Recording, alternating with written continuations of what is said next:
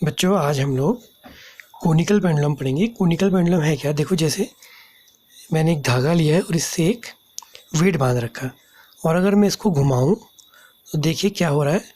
ये एक वृत्त बन रहा है, दिख रहा है, और ये धागा कुछ इस प्रकार से घूम रहा है। देखो इस तरह से, अगर आप इसके रास्ते को देखें तो ये कुछ इस तरह का, देखो, एक कोन या शंकु जैसा बन रहा है। ठीक है ना? तो ये कैसा वृत्त बना रहा है? इसका जो बनाया हुआ वृत्त है, अगर आप इस वृत्त को देखें तो ये वृत्त कैसा है, ये क्षैतिज या हॉरिजॉन्टल सर्किल को बना रहा है। देखिए जैसे जैसे इसकी स्पीड कम हो रही है, ये ज़्यादा स्पष्ट रूप से आपको दिख रहा होगा, तो इसको कहते हैं कोनिकल पेंडुलम। ठीक है, तो बच्चों क्लियर हुआ होगा कि इसका रास्ता कैसा है। देखो कुछ ये इस प्रकार से एक क्षैतिज वृत्त बना रहा है, और ये जो इसका पाथ है, देखो ये क्या बन रहा है, कोन, इसीलिए इसका नाम कोनिकल पेंडुलम पड़ा। ठीक है, अब हम इसको आगे डिस्कस करते हैं।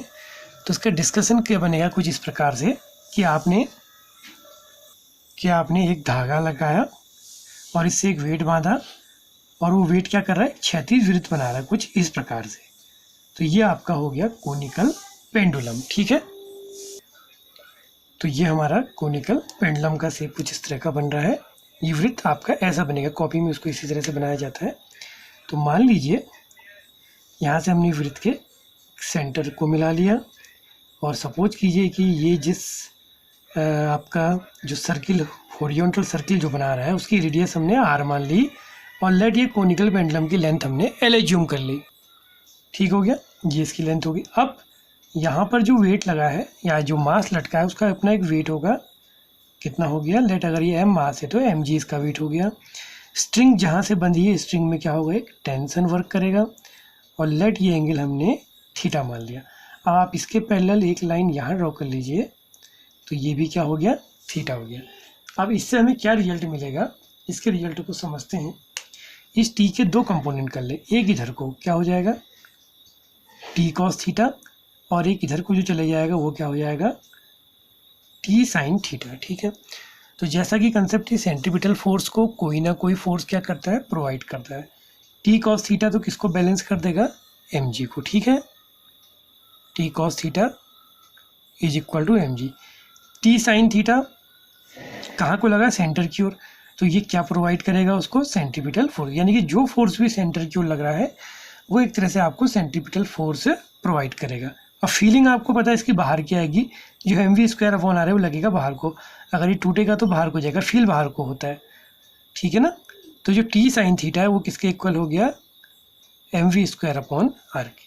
ठीक है, कंसेप्ट क्लियर हुई होगी कि टी साइन थीटा उसको क्या प्रोवाइड करेगा, सेंटर की ओर लगा है तो सेंट्रीपिटल फोर्स, रियल फोर्स ही है, और जो आभासी होगा वो हमेशा बाहर की ओर फील होगा, जिसको हमने सेंट्रीफ्यूगल कहा था, एक स्यूडो फोर्स होता है। इन दोनों को डिवाइड कर दें तो देखो क्या रिजल्ट आता है, T sine theta divided by T cos theta is equal to m v square upon r था। इसको एम जी से डिवाइड कर देंगे क्योंकि ये एम जी के इक्वल है, कैंसिल, ये भी कैंसिल। तो क्या रिजल्ट आता है, tan theta is equal to v square upon r g. ये फॉर्मूला कई जगह आ चुका है, कल भी हमने देखा था कि जब मोशन इन बैंकिंग रोड वाला जो टॉपिक पढ़ा था उसमें भी ये फॉर्मूला आया था। अब इस फॉर्मूले को और आगे लेके डिस्कस करते हैं। देखो ये आर तो आपको पता नहीं हो सकती कि सर्किल की रेडियस कितनी हो सकता है, कभी स्पीड के आधार पर भी रेडियस कम ज़्यादा होती है। तो अब हम क्या करते हैं, इस आर को इस एल की फॉर्म में निकालेंगे, क्योंकि ये लेंथ तो आपको पता रहेगी कि जहाँ से ये पेंडुलम को आपने लटकाया, जैसे मैंने अपने हाथ से लटकाया था, तो एक तरह से वो आपका सस्पेंशन पॉइंट हो गया। तो यहाँ पर एल लेंथ हमें पता रहेगी, तो इसको निकालेंगे कैसे। अगर आप इसमें साइन थीटा अप्लाई करते हैं इस ट्राइंगल में, तो sine theta is equal to perpendicular upon hypotenuse. ठीक है ना, तो sine theta is equal to क्या आ जाएगा, आर अपॉन एल, या आर इज इक्वल टू आ गया एल साइन थीटा। अब हम क्या करेंगे, इसको तोड़ लेते हैं, टेन थीटा को, sine theta upon cos theta. ठीक हो गया, वी स्क्वायर को लिख देते हैं, वी बराबर क्या होता है, आर ओमेगा, तो आर स्क्वायर ओमेगा स्क्वायर, इस चैप्टर में ही हमने पढ़ा है। इस आर से इसकी दो पावर कैंसिल हो गया, वन बच गई, तो ये क्या आ गया, this is equal to sine theta divided by cos theta is equal to R omega square upon g. ठीक है, इसको और सॉल्व कर लें तो और सॉल्व करके क्या बनेगा देखें, sine theta divided by cos theta is equal to R की जगह लिख देते हैं L sine theta omega square upon g, sine theta से साइन थीटा कैंसिल, तो ये क्या बचा है फॉर्मूला, इसकी हमें ज़रूरत नहीं है, तो हम समझ ही चुके हैं कैसे आया करके। तो ये आगे हो जाएगा 1 upon cos theta is equal to L omega square upon जी।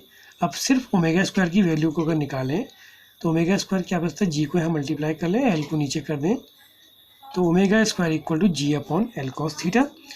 और या अगर इसमें से ओमेगा की वैल्यू निकालें तो क्या आ जाएगी, under root of g upon L cos theta. ठीक है, तो बच्चों अब जो हमारा कोनिकल पेंडुलम है, पेंडुलम जैसे कि आपको पता है इसको लोलक कहते हैं हिंदी में, ये अक्सर आवर्तकाल निकालने के लिए इसका प्रयोग किया जाता है। ठीक है ना, आवर्तकाल या जिसको हम अंग्रेजी में टाइम पीरियड कहते हैं। ठीक है ना, तो इनका प्रयोग सिर्फ टाइम पीरियड निकालने के लिए ही होता है।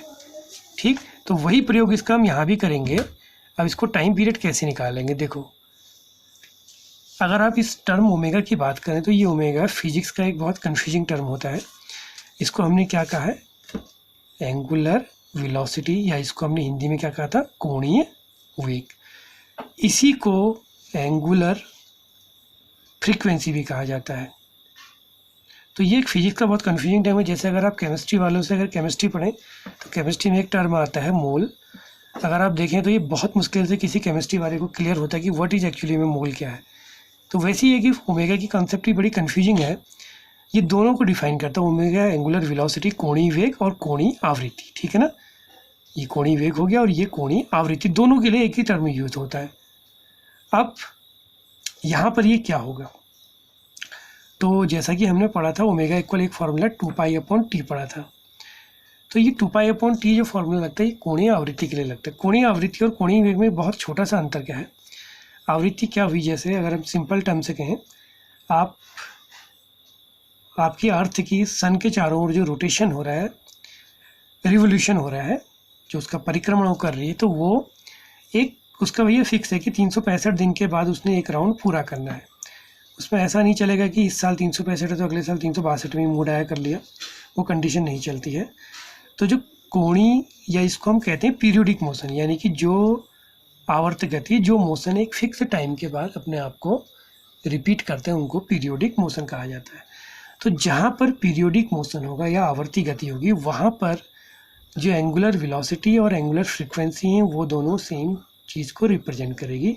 जैसा कि हमारे सर्किल के केस में होता है, सर्किल में जब कोई वस्तु गति करती है तो वो एक फिक्स टाइम के बाद अपनी जगह पर दोबारा पहुंच जाती है। सेम चीज़ यहाँ भी हो रही है, ये घूम रही है और फिक्स टाइम के बाद अपनी मोशन को रिपीट कर रही है। तो इस केस में जो आपकी एंगुलर वेलोसिटी है वही आपकी एंगुलर फ्रीक्वेंसी भी हुई। ठीक है, यहाँ की कोणीय आवृत्ति और कोणीय वेग समान है। तो आप क्या करेंगे, इस ओमेगा को 2 पाई अपॉन टी लिख देंगे, क्योंकि ये आपका कोणीय वेग भी है और कोणीय आवृत्ति भी है।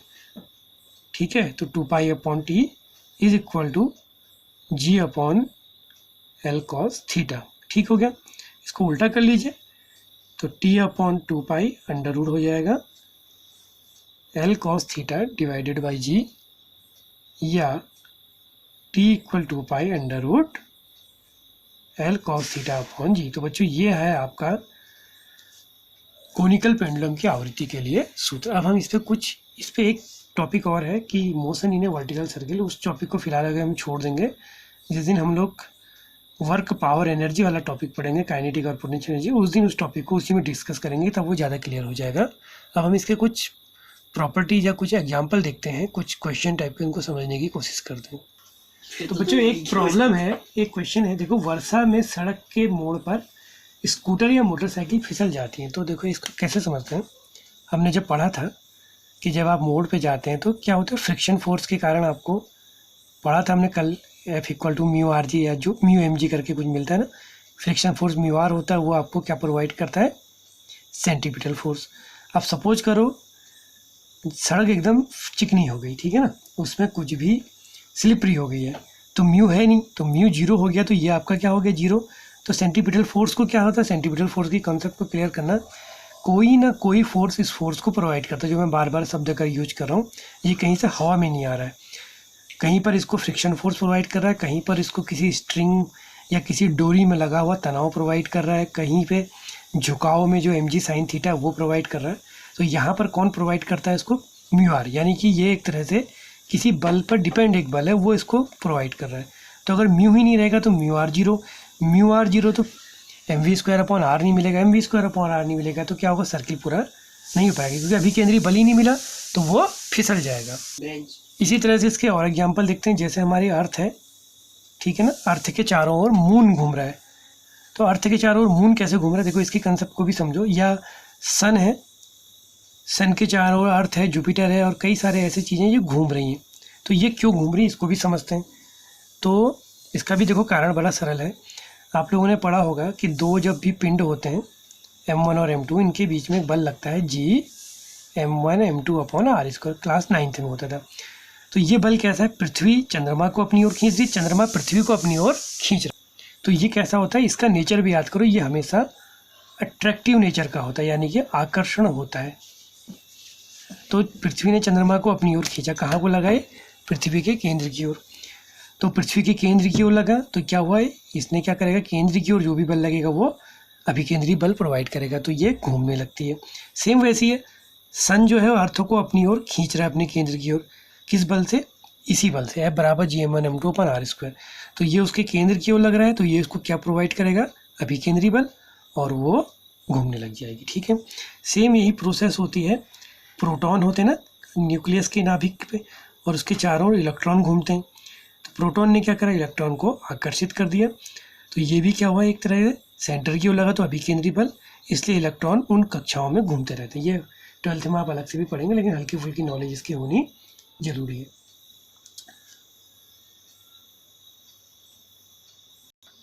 इसी तरह से वो भी पढ़ा था हमने कि एक सेंट्रीफ्यूग करके अपकेंद्रित एक मशीन होती है, जिसमें जब आप घुमाते हैं तो क्रीम अलग हो जाता है, दूध अलग हो जाता है। अब देखो क्या होता है, आपने घुमाया, अभिकेंद्री बल या जिसको हम अपकेंद्री बल कहते हैं वो कहाँ को लगता है? बाहर की ओर।